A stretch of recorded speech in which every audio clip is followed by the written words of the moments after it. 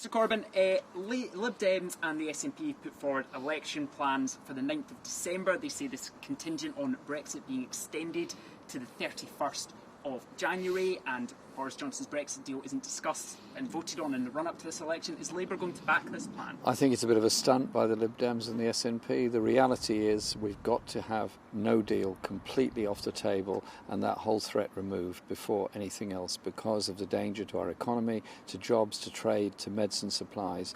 And I think Johnson is playing with fire here by messing around and still saying he's thinking about this. Is Brexit delayed until the 31st of October taking no deal off the table in your book? No, because it's still there in his mind, it's still there in the bill, and it's still there as a threat. It's got to be completely removed before we'll support an election. We want an election as soon as that is removed, and it's in his hands to do so.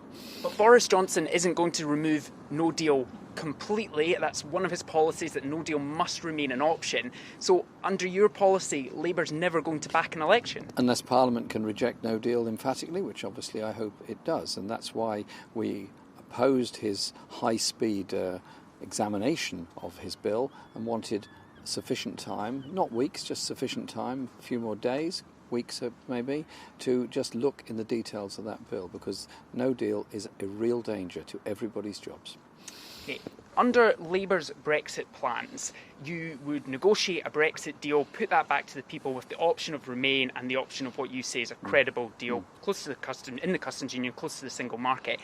Is it possible you'd be urging people here in Scotland to choose a form of Brexit, a Labour Brexit, over Scottish independence? What we'd be saying is, here's a choice. We will negotiate with the EU a customs union, because that is the essential part of it, which of course helps to deal with the issue of the Good Friday Agreement and Northern Ireland, and would also protect our trade relationship with Europe. That surely is a sensible way forward, and that would then be put in a referendum to the people of this country, and they can then decide which they want, and a Labour government would then carry out their wishes. But we would, under both scenarios, maintain that trade relationship with Europe, which is so essential to our jobs. The alternative, which Boris Johnson wants us to go down the road for, is a deal with Donald Trump, a deal with American companies to come in and start running our public services, a deal with American companies that would want to deregulate our society. I want us to be a society that protects jobs and living standards and defends the rights of people at work, our right to have clean food, our right to have good environmental protections.